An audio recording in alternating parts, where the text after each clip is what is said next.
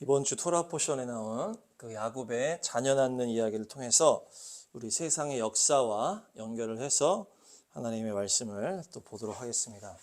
야곱이 돌아가기 전에 12명의 자녀를 낳게 돼요. 12명의 자녀를 낳게 되는데 이제 베냐민 막내는 돌아가는 길에 낳게 됩니다. 그래서 그 디나라는 딸까지 해서 12명을 낳고 이제 출발하는 거예요. 돌아가기 전에. 그래서 이 자녀를 낳는 스토리가 우리의 또 이 세상 역사에 연결이 될 수가 있다. 그래서 우리가 지난번에 레아와 라헬을 우리가 이제 얘기를 하면서 레아가 율법이라고 그랬죠. 라헬이 복음이라고 얘기하는 거예요.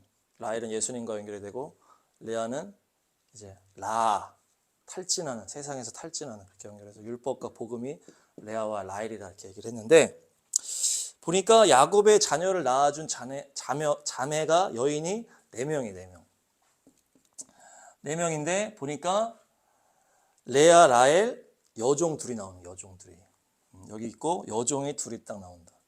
여종이 2명이 딱 나오는데, 재밌는 거는 이 본처와 여종이 낳는 이 시기가 섞여 있지가 않아요. 딱딱 나눠져 있다는 얘기예요. 그래서 레아가 쭉 낳고 여종들이 쭉 낳고 다시 레아가 낳고 마지막 라헬이 요셉을 딱 낳고 이렇게 끝나는 거예요. 마지막 요셉을 딱 낳고 딱 끝나. 그러니까 이 당시에 여종은 이스라엘의 백성이라고 보지 않고 여종은 이방인이라고 볼 수가 있다. 그래서 이 자녀 낳는 스토리를 가지고 어떻게 연결할 수 있는 거예요? 이스라엘 백성, 이스라엘의 때, 이방인의 때, 마지막 때, 그리고 마지막 요셉, 이렇게 볼 수가 있다는 얘기예요. 이렇게 해서 구분이 이 세상 역사와 탁 연결이 된다. 이 자녀 낳는 이 12명의 이 스토리가. 그래서 우리가 그렇게 한번 살펴보도록 하겠습니다. 처음에 레아가 유대인의 때, 그리고 이방인 여종들이 낳는 때, 그리고 마지막 다시 레아가 나타났다가 맨 마지막 요셉이 나타나면서 딱 끝나는 거예요. 한번 보겠습니다. 첫 번째 아들이 르우벤이에요. 레아가 낳는 첫째 아들. 말씀 읽어주세요. 레아는 마침내 임신을 하여 아들을 낳았다. 그는 속으로 주님께서 나의 고통을 살피시고 나에게 아들을 주셨구나. 이제는 남편도 나를 사랑하겠지 하면서 아기의 이름을 르우벤이라고 하였다. 그가 나의 비참한 처지를 보셨다. 그는 보아라 아들이다. 네, 르우벤은 무슨 뜻이냐? 보라 아들이다 이렇게 뜻이에요. 이런 뜻이에요. 벤이 아들이죠. 그리고 루가 라에서 나온 거야. 라. 그래서 보다 이런 뜻이에요. 그래서 보라 아들이다 이렇게 얘기를 할 수 있는데, 벤은 아들이다라고도 볼 수 있지만 어떻게 또 해석할 수 있냐? 자손, 족속, 그리고 자녀, 하나님의 아들들이라고도 볼 수가 있는데, 그러니까 여기서 보라 뭐라는 거예요? 보라 하나님의 백성을 보라. 하나님의 택한 이 하나님의 자녀들을 보라. 하나님의 택한 백성을 보라. 이게 딱 시작점이에요. 시작점. 그래서 하나님이 아브라함을 택하면서 장자 민족을 딱 택하시잖아요. 장자 민족을 택하시면서 아브라함을 보라, 이삭을 보라, 야곱을 보라, 모세를 보라. 이렇게 하면서 하나님의 자녀를 보라. 이게 하나님의 아들이라고 해석될 수 있다.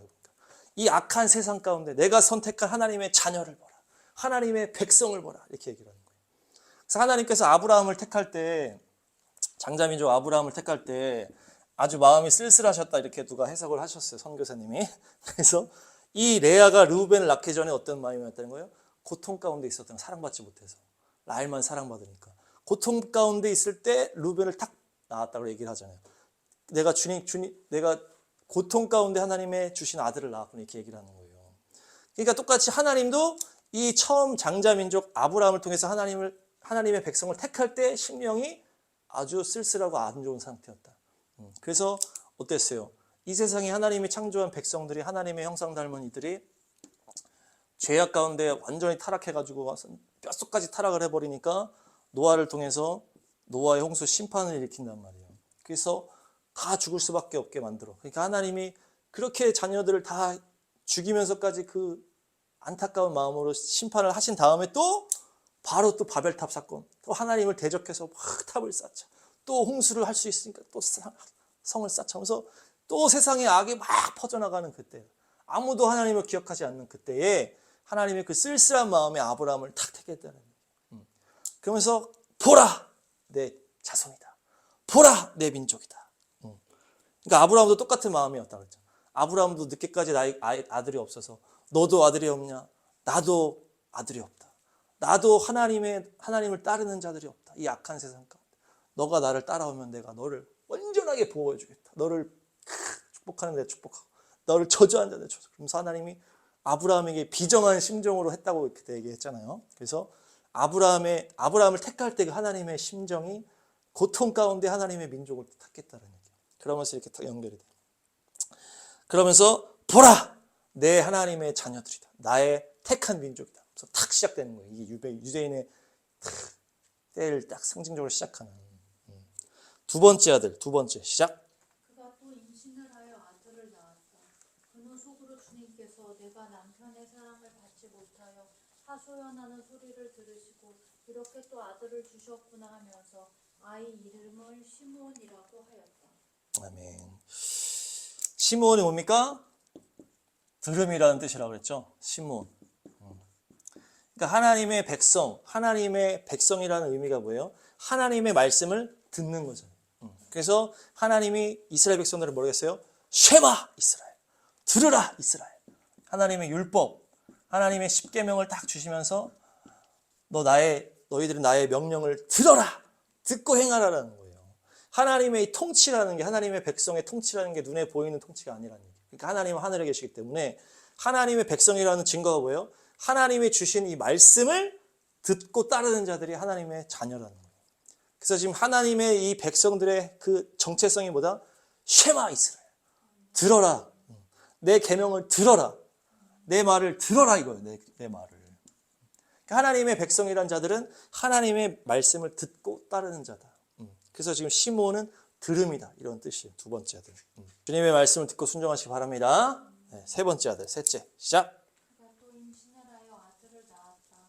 그는 속으로 내가 아들을 셋이나 낳았으니 이제는 남편도 별 수 없이 나에게 단단히 매이겠지 하면서 아이 이름을 레위라고 하였다.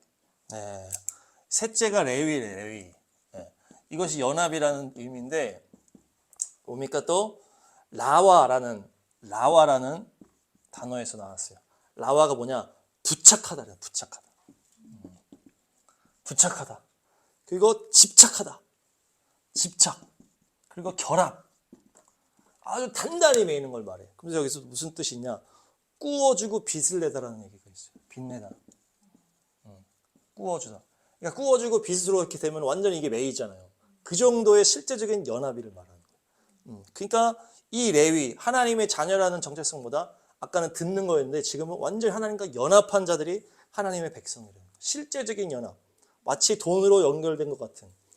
그러면서 이 이스라엘이 하나님이 이 우여곡절 끝에 또 이스라엘이 딱 이집트에 들어간 다음에 또 10가지 재앙 가운데 홍해를 가르고 그 종살이하던 이스라엘 백성들을 끄집어내서 엄청난 은혜를 받은 거 아니에요. 하나님의 백성이라는 이스라엘이. 그러면서 하나님께 은혜의 빚진 자가 되어서 완전히 연합되고 특별히 뭡니까? 이 시내산에서 율법을 받으면서 하나님과 뭘 하는 거예요? 언약식을 맺었다고 했죠. 이거 결혼식이라고 했잖아요. 이 언약식. 그러니까 강력하게 언약으로 맺어진 결합된 백성이라는 거예요. 하나님의 백성이라는 것은. 하나님과 완전히 연합되고 완전히 결합된 그 자들이 하나님의 백성이요 이스라엘의 백성이었다는 거예요. 그래서 주님과 연합하시기 바랍니다. 네 번째. 시작. 그가 또 임신을 하여 아들을 낳았다. 그는 속으로 이제야말로 내가 주님을 찬양하겠다 하면서 아이 이름을 유다라고 하였다.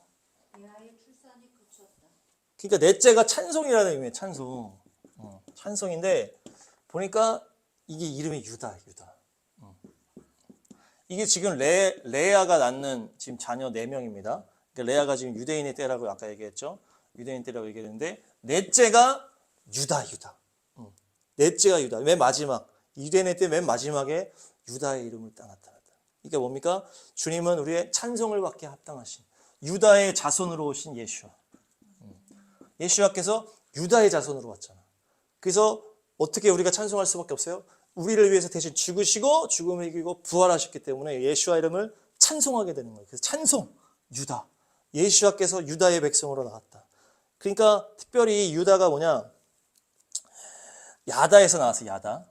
야다에서 나왔고 이것이 경축하다 이런 의미도 있고 또 무슨 의미가 있냐면 던지다, 내던지다라는 의미가 있어요. 내던지다. 그러니까 찬송이라는 의미도 있고. 그러니까 우리가 주님을 찬송할 수밖에 없는 이유가 뭐예요? 주님께서 자기를 던져서 자신을 내던져서 십자가에 내던져서 우리를 구원하셨다는 얘기예요. 그래서 이 유다 야다라는 이름 앞에 던지다라는 의미가 들어가 있다. 우리를 위해서 자기 몸을 던지셔서 우리를 살리셨기 때문에 우리가 찬송할 수밖에 없다는 얘기예요. 그렇게 딱 하면서 이 맨 마지막에 그랬죠. 네 번째. 그러니까 이 레아가 이 네 번째 아들을 낳고 나서 그때야 비로소 여호와의 이름을 딱 말하는 거예요. 그러면서 내가 여호와를 찬양해야 되겠다. 이렇게 하면서 유다를 하면서 그렇게 딱 하니까 출산이 그쳤더라. 딱 이렇게 되는 거예요. 출산이 딱 그쳤더라.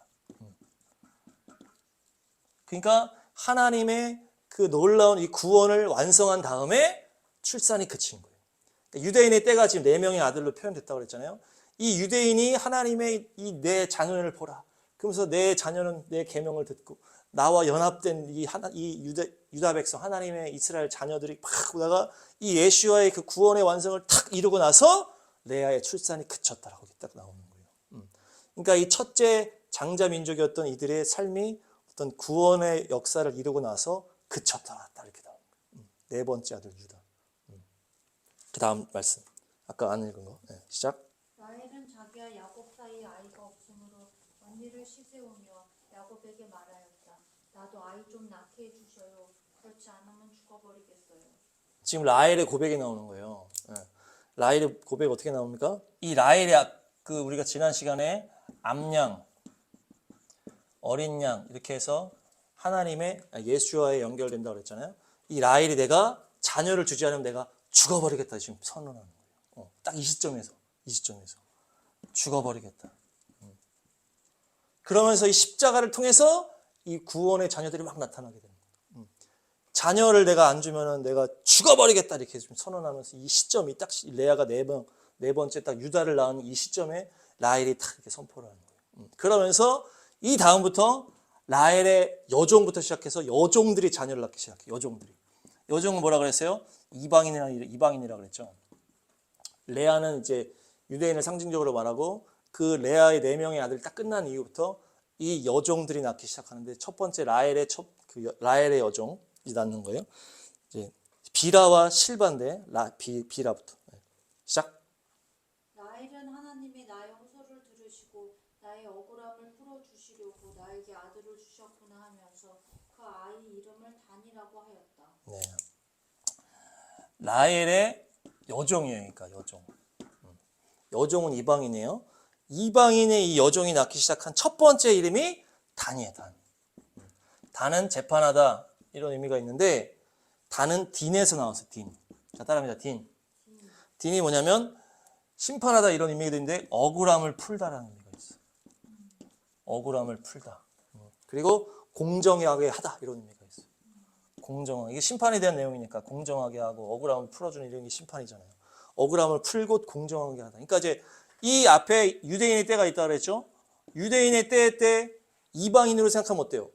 억울한 거예요. 하나님이 이 세상을 만드신 하나님이 유대인 안에서 계속 하나님이 계시니까 이방인들이 억울한데 이제 라헬 이제 여종 이 이방인의 때가 딱 열린 다음에 억울함을 딱 풀렸다.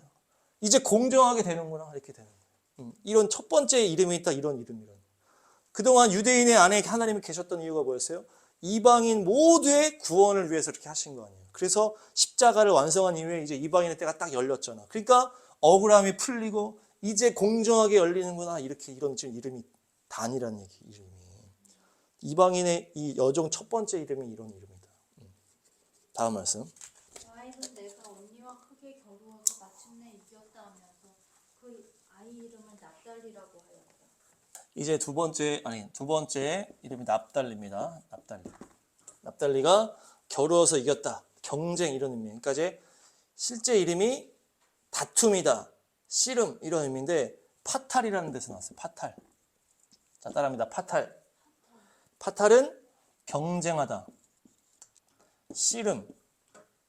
씨름하다, 겨루다 이런 의미예요.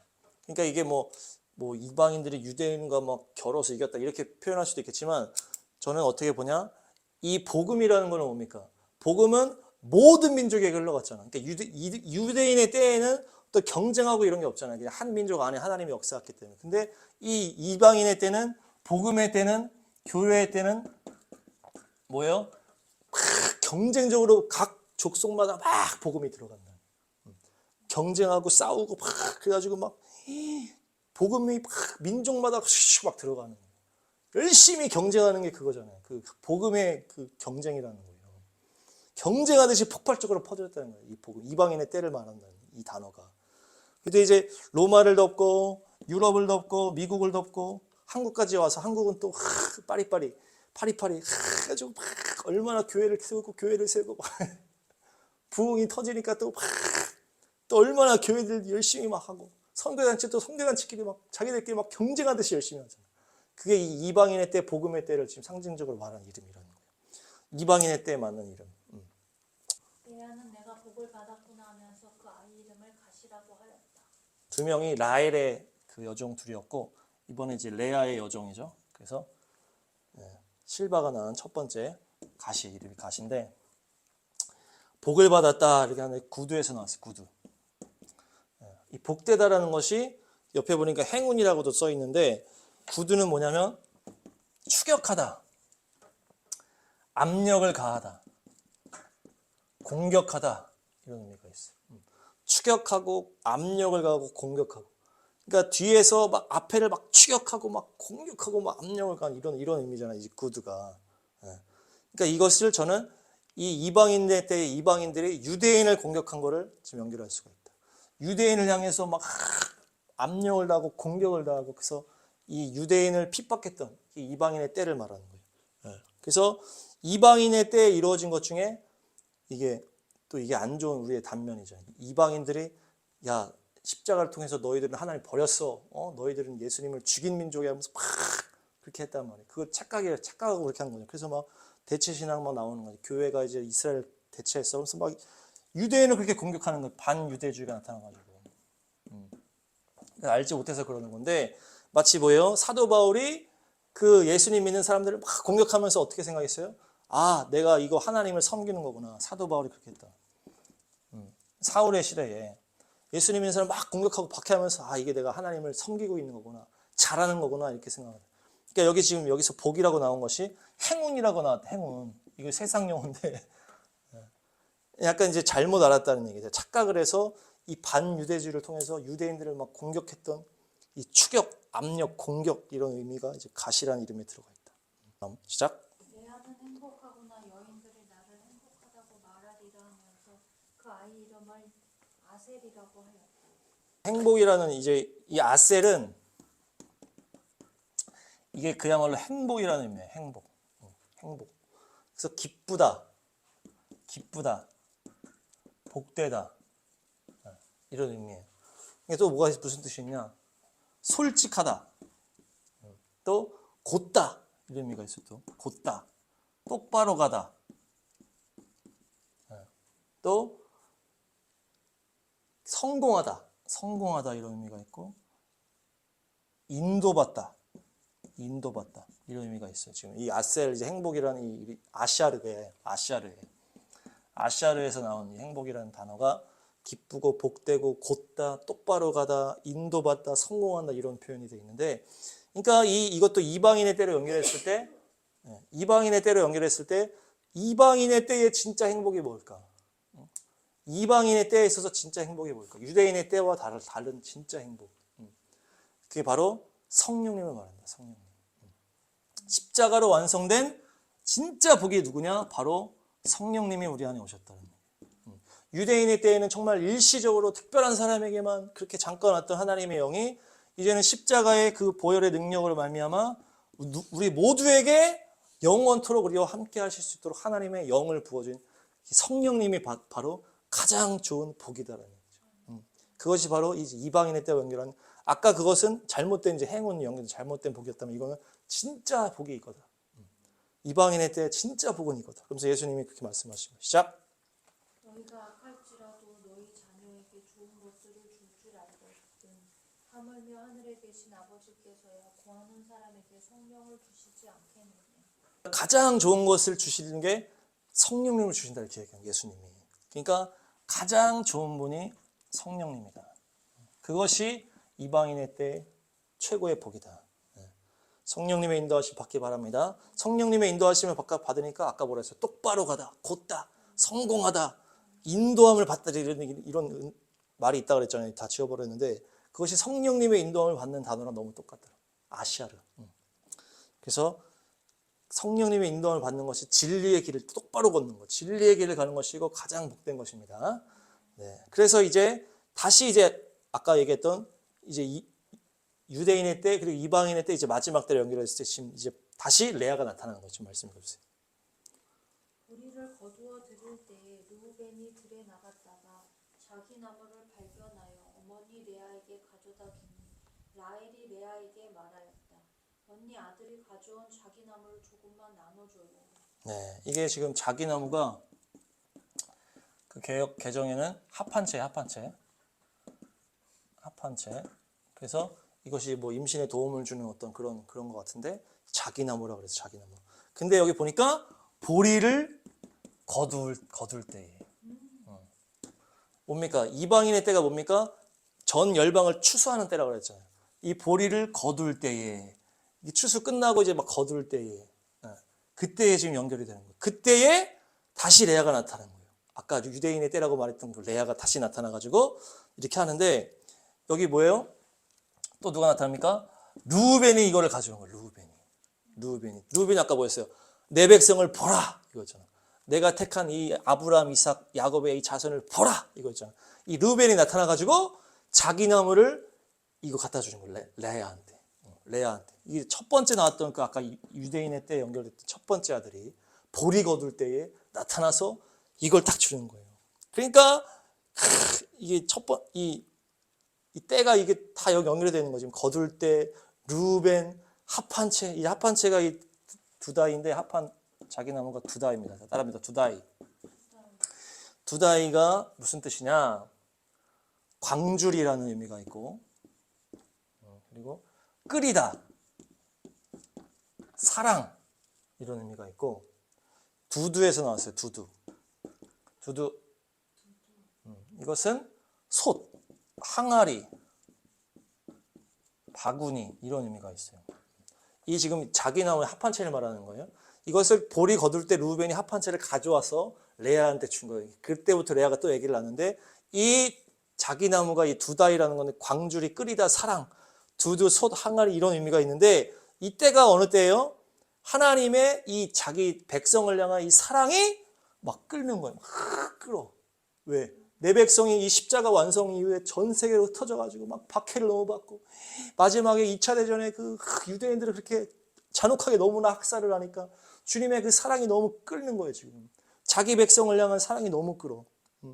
그러니까 막 끓어서 이 사랑으로 도저히 이게 할 수가 없기 때문에 이때 뭐가 탄생한 거예요? 이때 이스라엘 민족이 탄생했다는 거예요. 이때 레아가 아기를 낳은 거예요. 재밌는 건 또 뭐냐면 또 뭡니까? 팔팔 끓었다는 게 뭐예요? 팔팔 끓었다는 건 뭐예요? 요리가 완성이 됐다는 거예요.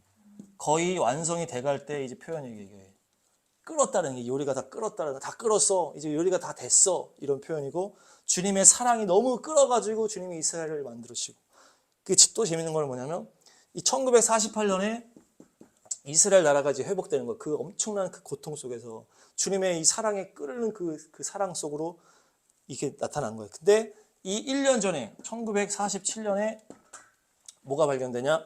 사해사본이 발견돼요. 사해사본은 뭐냐? 사해사본은 이 구약을 이제 필사해 놓은 거예요. 구약을 필사해 놓은 건데 이게 언제 누가 필사한 거냐? 쿰란 공동체.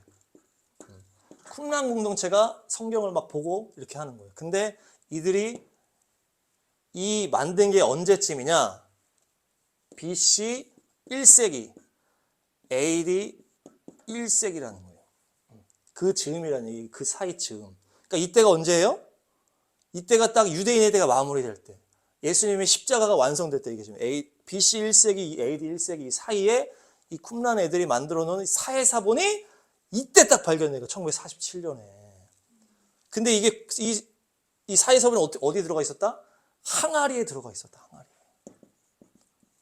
지금 아까 뭐였어요? 자기나무 이 합판체가 항아리라는 의미가 있다고 그랬죠. 이 항아리 뭐 애들이 놀다가 돌을 던졌는데 항아리가 깨져가지고 보니까 이 사해사본을 발견했는데 이게 1947년에 있었던 일이에요. 이게 지금 뭐예요? 르우벤이 나의 백성을 보라. 이 르우벤이 보리 거둘 때, 이 마지막 때 2000년이 차갈 때 그때 갑자기 이 합판체를 가져왔는데 이 합판체는 항아리 안에 들어있고 주님의 사랑이 너무 끌어가지고 이 하나님의 백성을 세우기 전에 마치 유대인의 때가 저물었던 그 시점에 만들어요. 다시 유대인의 때가 시작될 때냐 이게 1948년 다시 유대인이 등장할 때 유대인의 때가 마무리됐을 때 그때. 그리고 이 르우벤이 뭐야 아까 첫 번째 아들이었잖아요. 그 첫 번째 아들이 나타나가지고 레아가 또 아들을 낳기 시작해요. 이게 지금 연결이 딱 다 되는 거예요. 그래서 이게 이렇게 된 거예요. 그러면서 48년 이스라엘 나라가 새롭게 됐다. 그 다음에 이제 다 자녀. 이제 레아가 이제 첫 번째 아들 낳은 거예요. 합한체를 받은 다음에 읽어주세요. 레아는 내가 나의 몸종을 나의 남편에게 줄 값을 하나님이 갚아주셨구나 하면서 그 아이 이름을 이사갈이라고 하였다. 네, 이사갈인 거예요 지금.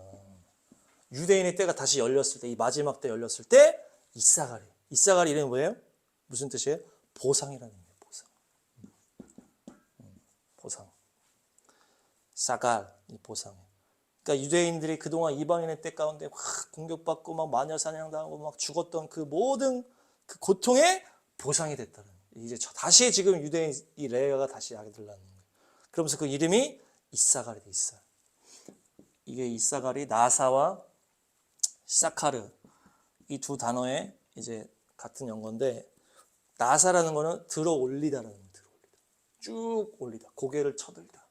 높이는 거예요. 이게. 올리다. 고개를 들다. 이스라엘을 주님이 높이기 시작하는 거죠. 그러면서 이 사카르는 뭐다?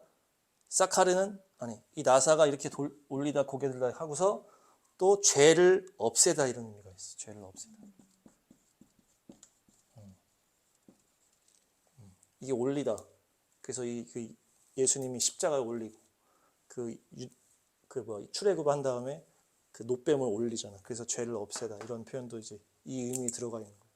죄를 없애다. 그리고 그렇게 따지면 유대인의 그 십자가로 인한 그 죄도 이제 끝났다. 내 백성을 위로하라. 이들이 2배의 벌을 받았다고 하면서 죄를 없애는 거예요. 그게 지금 나사에 다 들어가 있고 이 사카르가 뭐다? 상급이라는 뜻이에요. 상급. 주님께서 이 첫째 민족의 그 일을 감당했던 이들에게 보상을 주시는 거예요. 보상. 그러니까 이 상급, 보상, 임금 이런 뜻이에요. 보수, 값. 이 사카르가. 나사는 올리다라는 뜻인데 올리다는 고개를 들고 사람을 올리는 거고 또 죄를 없앤다는 얘기도 있고 이 사카르는 상급, 보상, 임금이에요. 그러니까 이 다시 이스라엘 나타났을 때 주님께서 들어 올려주시고 보상해 주시고 잘했다고 이제 얘기를 해주시는 그 이름이 바로 이사갈이에요. 보상이라는 의미. 그게 다시 레아가 나타나서 첫 번째 아들의 이름이다. 그러니까 이 이스라엘 민족의 이제 보상의 시간이다. 이제 다시 이스라엘 나타난 다음에는. 그래서 하나님이 이스라엘 자꾸 높이잖아. 높이고 전쟁에 다 이기게 하고. 그 다음 스불론 시작. 레아는 하나님이 나에게 이렇게 좋은 선물을 주셨구나.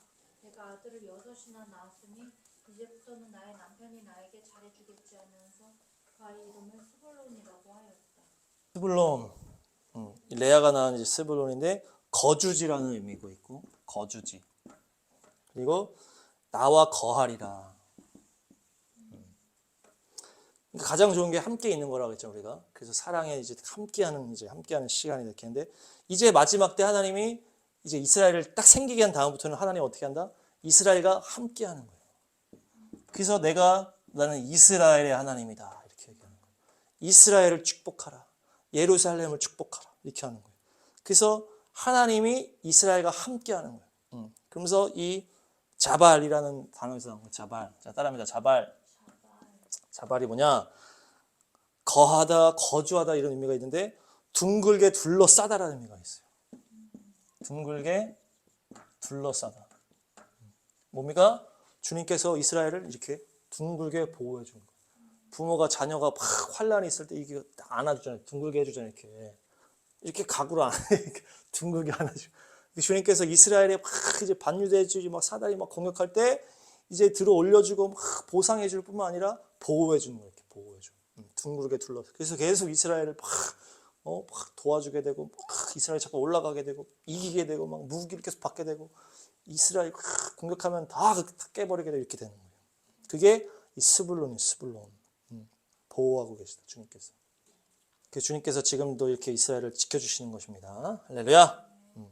그 다음에 이제 또 중요한데 여기 또 포인트예요. 이제 여자가 한 명 나와요. 시작.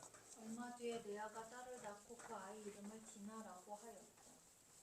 여기에 보니까 되게 짧게 탁 딸이 한 명이 딱 나와요. 딸이 마지막 때 열린 다음에 딸이 딱 나오는데 이 이름이 디나인데 디나가 공이라는 뜻이에요. 공이. 그래서 아까 나왔던 딘인데 심판이라는 의미가 있어요. 심판. 이 딸은 이 여자는 왜 나온다? 심판을 위해서 나오는. 공의가 뭐라 그랬어요? 하나님의 성품 중에 공의가 처벌이라고 했죠. 처벌. 정의가 보상이라고 그랬고 공의는 심판이에요. 공의는 처벌이라고 했잖아요. 이게. 그러니까 이 딸은 왜 나오는 거예요? 심판하기 위해서 오시는 거예요. 그러니까 이게 맨 마지막에 주님께서 심판하시기 전에 나타나는 적그리스도를 말한다. 이 딸이. 그 성경에서 이제 죄에 대해서 표현을 할 때 이제 딸이라는 표현을 하는 거예요. 그래서 뭐 하와가 이제 죄를 수용한 거, 그리고 뭐 음녀, 이제 뭐 하와라든지 뭐 음녀, 뭐 유혹하는 여인, 뭐 여신 이런 게 어떤 죄악의 어떤 표현으로 이제 딸이라고 표현할 때가 있는데 이 디나가 이 하나님의 심판을 위해서 등장하는 존재라는 얘기예요. 그래서 이 마지막 때에 타락한 음녀, 또 뭡니까? 적그리스도를 통해서 거기에 미혹되는 자들을 통해서 미혹되는 자들을 주님이 심판하신다. 심판을 위한 존재에게. 그래서 적그리스도가 왜 나타나는 거예요? 심판을 위한 존재였어. 맨 마지막 때. 심판을 위한 존재예요. 적그리스도가 나타나서 다 미혹된 사람이 하나님이 미혹된 자들을 심판하기 위해서 나타나는 거예요. 그래서 이 디나라는 이름, 공의와 심판이라는 이름의 딸이 맨 마지막에 바로 앞에 끝에서 한 바로 앞에 딱 딸이 나타나는 거예요. 적그리스도를 말한다. 그리고 이것이 누구한테 나왔어요? 레아한테서 나왔잖아. 그래서 마지막 적그리스도가 누구 출신이다? 유대인 출신이다. 이렇게 연결할 수도 있다. 레아가 낳은 딸이기 때문에.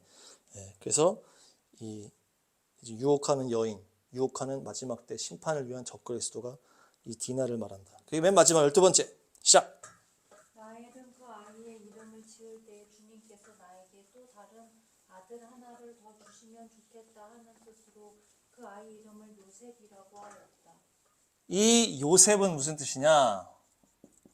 더함이라는 의미거든요. 이것이 더함. 그래서 이 누가 나왔다? 라헬이 결국 나온 거예요. 이 라헬이 누굴 말한다고 했어요? 예수아를 상징적으로 말한다고 했죠. 드디어 이 라헬이 맨 마지막에 요셉을 딱 낳아. 이 요셉의 이름이 더함이다. 더함. 아들 하나 더 줬으면 좋겠다. 하나 낳는데 하나 또 더 줬으면 좋겠다. 이런 의미거든요. 근데 이것이 야샤프라는 단어에서 나와요. 야샤프. 자, 따라합니다. 야샤프. 야샤프는 더하다, 늘리다 이런 의미가 있고 더 많아지다, 추가되다. 더 많아지다, 추가되다. 이런 의미가 있어요. 근데 이 야샤프의 미래형이 요셉이라는 거예요. 미래형이. 뭐 앞으로 야샤프가 이제 요셉이라는 거죠. 그러니까 미래형에 더하다. 미래에 더해진다라는 말입니다. 이 요셉이. 미래에 더해진다는 거예요. 미래에 더해진다. 이게 뭐 언제 더해진다는 거예요? 미래에 더해진다? 그래서 여기서 지금 아들이라고 했잖아요. 아들을 하나 더 달라고 그랬잖아. 근데 이 아들은 아까 뭐라고 아까 해석했어요? 르우벤을 할 때 어떻게 해석했어요? 하나님의 백성이라고 해석을 했잖아. 이 아들은 하나님의 백성이라고 해석을 했을 때 하나님의 백성을 더해달라 이렇게 얘기합니다. 근데 그것이 미래에 일어날 하나님의 백성을 더해준다. 그것이 바로 뭡니까? 천년왕국을 말합니다. 천년왕국. 그러니까 이 요셉은 예수님을 상징적으로 말하면서 예수님의 재림을 말하는 거예요. 재림. 맨 마지막에 결국 라헬이 요셉을 낳으면서 이 12명이 딱 꽉 차는 거예요. 이 디나 맨 마지막 적고 있어도 요셉, 예수님의 재림. 그러면서 예수님의 재림에서 뭘 하신다는 거예요? 미래의 하나님의 백성을 더하겠다는, 더하겠다는 백성은 천년왕국 때 주님과 함께 통치할 하나님의 백성을 말해요. 이스라엘 백성은, 이 육적 이스라엘 백성은 뭐였어요? 그것에 대한 그림자였다는 거예요. 새 예루살렘에 주님과 함께 통치할 하나님의 백성. 그러니까 유대인과 이방인이 결국에는 예수와 안에서 뭐예요? 한 세 사람을 이루어 새 예루살렘에서 천년왕국의 놀라운 하나님의 통치자, 왕처럼 통치하는 진짜 그때 당시 하나님의 백성이다. 그때 예수와의 백성이잖아. 그것이 유대인과 이방인이 한 세 사람으로 만들어져서 새 천년왕국 때 통치하는 그 백성을 주님이 요셉의 딱 이름 가운데 더하다. 근데 그 더하는 것이 미래적으로 더하다. 그 더하는 게 뭡니까? 하나님의 백성을 더 추가하다. 더하다. 그래서 이 천년왕국에 일어날 하나님의 백성을 더하시겠다라는 이름을 지금 요셉 안에 받았다는 거예요. 그래서 하나님의 백성은 이 새 예루살렘에서 예수와 함께 그 새 예루살렘 중심으로 다시 다스린 그 하나님의 백성. 그렇게 해서 마지막으로 탁 요셉이 나타나면서 이 야곱이 떠나기 전에 12명이 탁 나오는 거예요.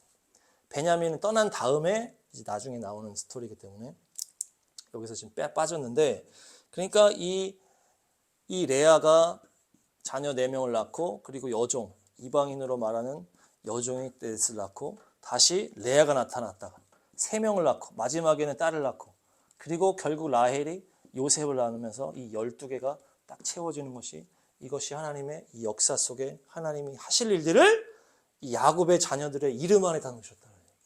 하나님께서 아까도 우리가 지난번에도 레아와 라헬 통해서 레아의 율법이라는 이름이 들어가 있고 라헬의 복음이라는 이름이 들어가 있는 것도 우리가 놀랐잖아요.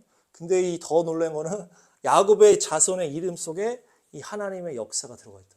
유대인 때, 이방인의 때, 마지막 때, 그리고 요셉 마지막 예수님의 재림까지 그 이름 안에 다 들어가 있다는 얘기예요. 이것이 하나님의 계획이었다. 하나님이 이렇게 하실 거라고 하는 것이 창세기에 들어가 있었다는 것이 얼마나 놀라운지. 이게 주님의 다 계획 가운데 모든 게 이루어진다는 거예요. 그래서 우리가 지금 뭡니까? 또 주님께서 요셉 더하셔서 이렇게 우리가 새 성전을 가게 됐는데, 새 예루살렘, 그 떡집 위에 예루살렘 가게 됐는데, 이 주님의 역사하심을 보니까 정말 이 모든 세상은 주님의 계획 가운데 들어가겠구나. 그러니까 우리가 전혀 두려워하거나 걱정할 일이 없다는 얘기예요. 정말 이 창세기 이름 속에 다 주님이 이 앞으로 일어날 역사를 다 집어넣으셨구나. 하나님이 계획하시고 이루시고 계획하시고 성취하시고, 우리 여기 온 것도 주님의 계획이고, 다 주님이 저거 나가게 한 것도 주님의 계획이고, 거기서 또 뭐 하실지도 다 주님의 계획 안에 있다. 그러니까 우리가 전혀 두려워하거나 걱정하거나 할 필요가 없다. 우리의 힘으로 하는 게 아니기 때문에 주님의 계획 가운데 가는 거기 때문에. 그래서 오늘 또 마침 안식일에 이 말씀을 전하게 됐는데, 주님의 계획 안에 우리가 있기 때문에 안식할 수가 있다는 거예요. 걱정할 필요가 없다는 거예요. 그래서 정말 하나님이 어떤 새로운 일을 하실까, 그것을 우리가 기대하고 소망하고 담대하게 나가서 주님이 앞장서면 우리가 주님의 그 계획 가운데로 그냥 우리가 들어가면 얼마나 놀라운 일이 있을지, 이제 기쁨이 넘치는 기쁨의 행진으로, 믿음의 행진으로 들어가시 축복합니다. 모든 것이 주님의 손에 있습니다.